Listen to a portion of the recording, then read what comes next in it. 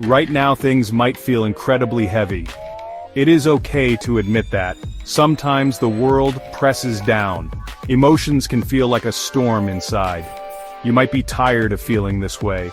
You might wonder when it will pass. This feeling, this deep ache, is a part of being human. It doesn't make you flawed, it makes you real. We all carry burdens, some visible, many hidden deep within our hearts. I want you to know that I see you. I see the effort it takes to get through each day. When your heart is heavy, simple tasks can feel monumental. Waking up can be an act of courage. Facing the world can take every ounce of strength you have. This pain you are experiencing is valid. It is not something to be dismissed or pushed aside. It deserves to be acknowledged, understood, and met with kindness, especially from yourself. It takes incredible strength to navigate these difficult times. Surviving is not just existing, it is an active, powerful thing. You are doing it, even when it feels impossible. Every breath, every moment you choose to keep going is a testament to your resilience. This is not about being fearless. It is about feeling the fear, the sadness, the overwhelm, and still choosing to take one more step, however small that step might be. That is true courage right there. Please hear this. You are not alone in this experience. So many of us walk around with unseen weights. We try to mask our pain, to put on a brave face for the world. But beneath the surface, we are all just trying to find our way. Your struggle is not a sign of weakness. It is a sign that you have been strong for a very long time, carrying so much perhaps without the support you truly deserve. Let's talk about those big, overwhelming feelings. It's so important to understand this. Feeling deeply does not make you weak. In fact, it means you are alive and connected to your experiences. Our emotions are messengers. They tell us what we need, what we value, what hurts. To feel intensely is to be human. It is not a character flaw. It is a part of your beautiful, complex self. Don't let anyone tell you otherwise. You are not broken because you feel this way. Sometimes the world tells us we should always be happy. It tells us to push down difficult emotions. But that is not how healing works. You are not a machine that needs fixing. You are a person experiencing a very human response to life's challenges. These feelings are not a sign that something is wrong with you. They are a sign that something has happened to you or around you that needs attention and care.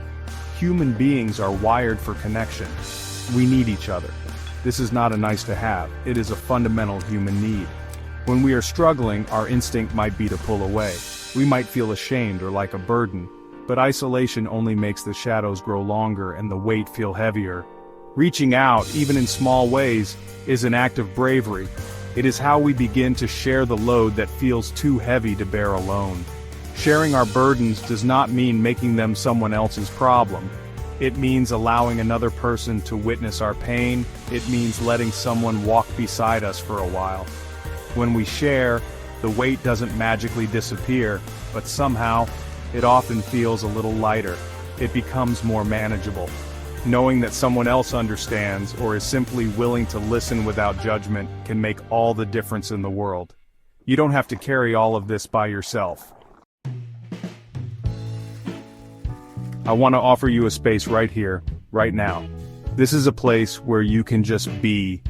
There is no judgment in this space. There are no expectations for you to be anyone other than who you are in this moment. You don't need to pretend. You don't need to be strong if you don't feel strong. You don't need to have all the answers. This is a safe harbor, a place to rest your weary heart and mind. Here, you have permission to sit with your feelings, all of them. The sadness, the anger, the fear, the confusion, whatever is showing up for you is welcome. There is no need to rush through them. There is no need to immediately try to fix them or make them go away. Sometimes the most powerful thing we can do is to simply allow ourselves to feel, to acknowledge what is present without trying to change it in that very instant. Your emotions are not your enemies, even the ones that feel uncomfortable or overwhelming. They are a part of your story. They hold important information. Denying them or shaming ourselves for having them only creates more suffering. Think of this space as a gentle container, strong enough to hold whatever you bring. There is courage in allowing yourself to be vulnerable, to truly meet your own emotional experience with openness. There is absolutely no shame in feeling what you feel. Shame thrives in secrecy and silence.